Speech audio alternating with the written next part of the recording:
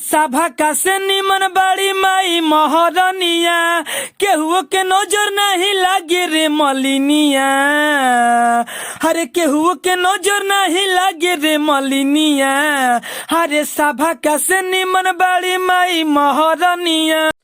तो चलिए दोस्तों, आपको थंबनेल देखकर या मेरा गाना सुनकर पता चल गया होगा कि किस गाने पर हम बात करने वाले हैं। दोस्तों, प्रमोद प्रेमी के गाने पर अरे कहेले पायलावा की सुनो सखी काजल, इसी गाने पर हम दुर्गा पूजा के सॉन्ग लिखे हैं फुल और फ्री आप लोगों के लिए। तो जाइए गाइए, कोई सिंगर भाई रिकॉर्डिंग करवाइए, बिल्कुल फुल और फ्री गाना है। अगर कोई भाई पर्सनली गाना लिखवाना चाहता है तो जो स्क्रीन पर मोबाइल नंबर दिख रहा है उस पर कॉल करे और कम से कम खर्च में गाना लिखवा सकता है। आगे चलकर भी मोबाइल नंबर मिलेगा। तो चलिए पहले हम देर ना करते हैं, गाना को स्टार्ट करके आपको सुना देते हैं, उसके बाद में समझाएंगे। तो स्क्रीन पर देखिए, लेट्स गो।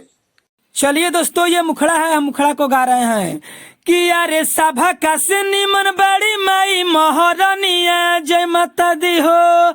हरे सभा का से निमन बड़ी माई महरनिया केहुओ के नजर नहीं लागे रे मलिनिया।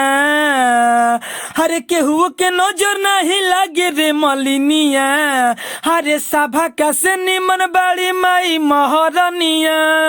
आए हाय हरे देखो ही में लागते मुँह चुनमुनिया। अरे केहू के नजर नहीं लागे रे मलिनिया। दोस्तों, ये मुखड़ा है। चलिए चलते हैं अंतरा में।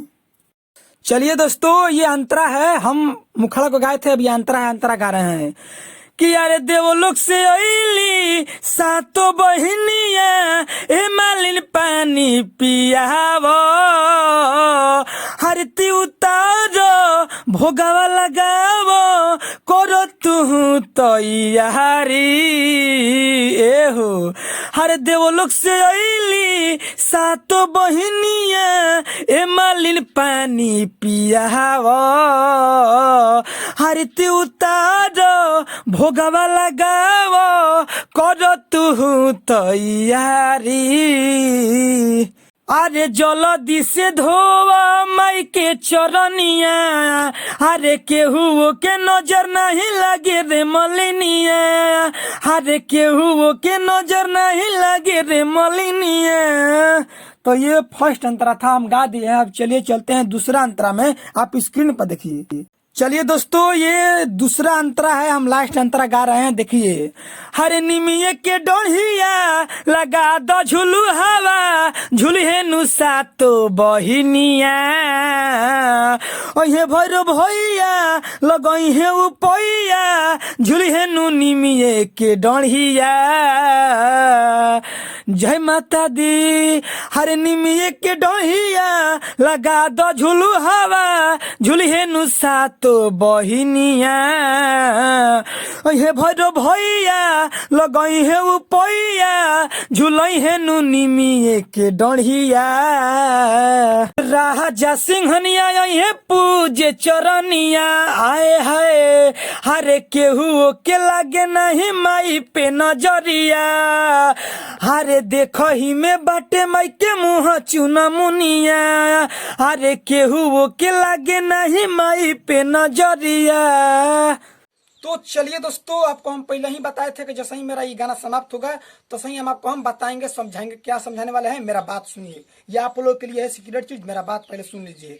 आप नए सिंगर हैं, हमको मालूम है। तो जहां दोस्तों आप स्टूडियो में जाइएगा गाना गाने के लिए, तो सबसे पहले क्या काम करना है आपको, देखिए दोस्तों, पेज पर आपको ये गाना लिख लेना है और जहां डॉट डॉट करके हम 2 हैं वहां आपको सीधा 2 बार कर देना है।